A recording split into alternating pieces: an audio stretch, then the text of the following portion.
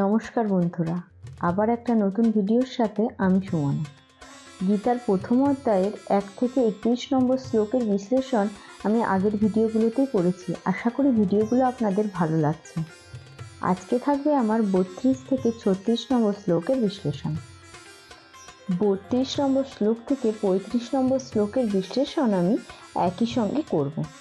Kim ন রাজন্য Govinda Kim ভৌব জীবিতেন বা ঘোষম অর্থ কঙ্কিতাম ন রাজ্যম ভোগ মুখানি চ তে ইমে অবস্থিতা যুদ্ধ প্রাণন তত্তধনানি চ আচার্য পিতর পুত্র তথা এব চ পিতামহ মাতুলা শ্বশুরা পৌত্রা শাল্য সম্বন্ধিতা তথা এতন ন হস্তম ইচ্ছামি ঘনত্ব ওপি মধুসূদন ওপি তৈলক্য রাজস্ব হেত কিম নু মহীকৃত নিহত ধৃতরাষ্ট্রন ন কা প্রতি সজ্জনদন।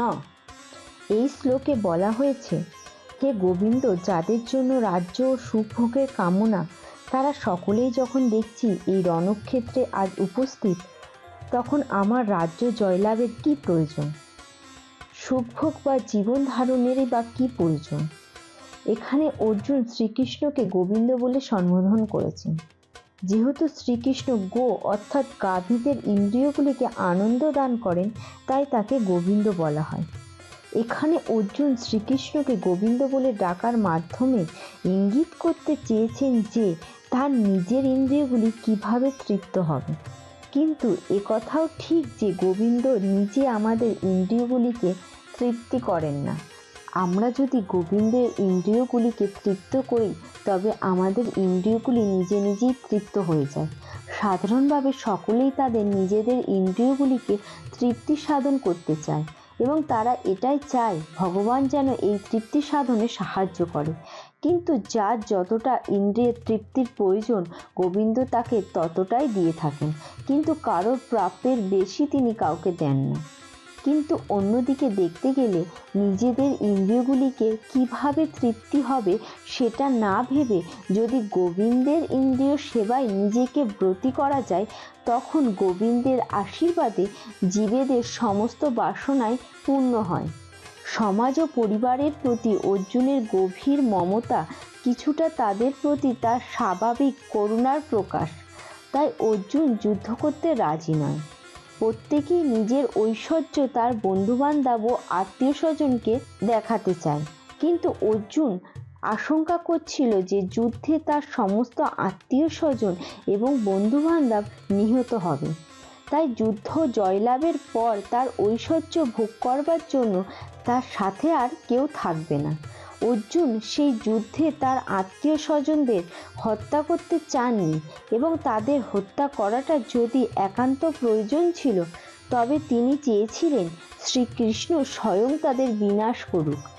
তখন অবশ্য তিনি জানতেন না যে যুদ্ধক্ষেত্রে আসার আগেই ভগবান শ্রীকৃষ্ণের ইচ্ছায় তারা সকলেই নিহত হয়েছিল এবং শ্রীকৃষ্ণ সেই ইচ্ছাকে রূপ দেবার জন্য তিনি ছিলেন কেবল একমাত্র উপলক্ষ মাত্র। পরবর্তী অধ্যায়গুলিতে এই বিষয়গুলি সম্পর্কে আমরা বিস্তারিতভাবে জানতে পারব। ভগবানের শুদ্ধ ভক্তি রূপে অর্জুনের কোনো ইচ্ছাই ছিল না তার জ্ঞাতি ভাইদের উপর প্রতিশোধ নেবার, কিন্তু এটা ভগবানেরই পরিকল্পনা ছিল যে দুর্যোধনেরা সকলেই বিনাশপ্রাপ্ত হোক। ভগবানের ভক্ত কখনোই অন্যায় আচরণকারীর কারোর প্রতি প্রতিহিংসা পরায়ণ হন না, কিন্তু ভগবানের ভক্তকে যে আঘাত দেয়, ভগবান কখনোই সেই অপরাধ সহ্য করেন না।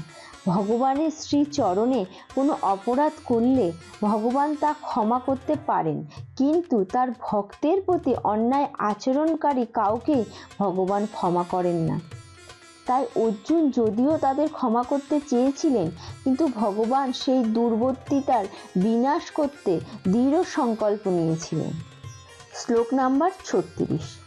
পাপম এব আশ্রয়েত আসমান রত্তা এতন আততায়িনা তস্মাৎ ন অহ বয়ম হস্তম ধৃতরাষ্ট্রন সবন্ধবান সজ্জনম হি কথম হত্যা সুখনি সাম্য মাধব। এই শ্লোকে অর্জুন শ্রীকৃষ্ণকে বলেছেন, হে মাধব, আমি আততায়ীদের বধ করলে আমাদের মহাপাপ হবে। আমি আমার নিজের আত্মীয় স্বজনদের হত্যা করে কি লাভ হবে এবং কেমন করে আমরা সুখী হব? বেদের অনুশাসন অনুযায়ী আততায়ী 6 প্রকারের হয়।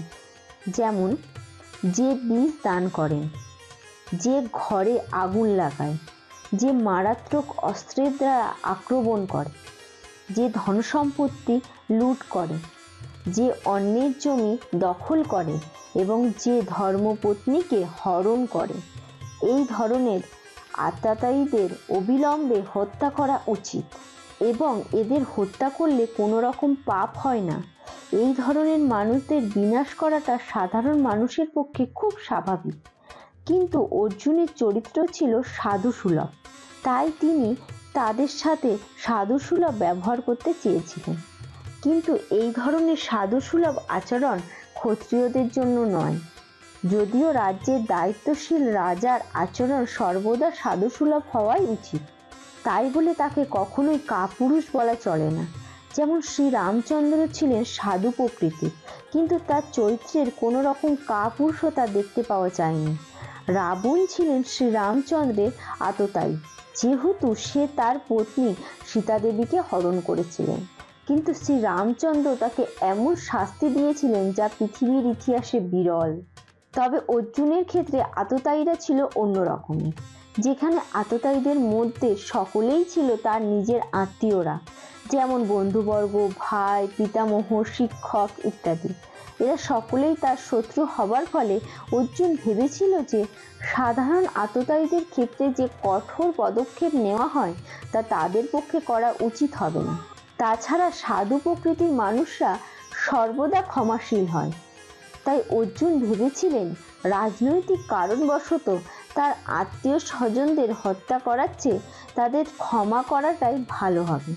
অর্জুন এও বলতে চেয়েছিলেন রাজ্য ও সুখ ক্ষণস্থায়ী, তাই এই ক্ষণস্থায়ী আনন্দের জন্য নিজের আত্মীয় স্বজনদের হত্যা করে পাপে লিপ্ত হয়ে নিজেদের জীবন মুক্তির পথ চিরতরে বন্ধ করে দেওয়াটা কি ঠিক হবে? এখানে অর্জুন শ্রীকৃষ্ণকে বলতে চেয়েছেন, হে মাধব, আপনি সৌভাগ্যের অধিষ্ঠিত লক্ষ্মী দেবীর পত্নী, তাই আমাকে এমন কোনো কাজে নিয়োজিত করা উচিত হবে না যার পরিণতি হবে দুর্ভাগ্যজনক। বলা বাহুল্য এই যে শ্রীকৃষ্ণ কাউকেই দুর্ভাগ্য প্রদান করেন না, যদি তার ভক্তের ক্ষেত্রে সে কথা ওঠেই না। তাহলে চলুন বন্ধুরা, আজ তবে ভিডিওটা এই পর্যন্ত। আমার ভিডিওগুলো আপনাদের কেমন লাগছে সেটা লাইক কমেন্টের মাধ্যমে অবশ্যই জানাবেন।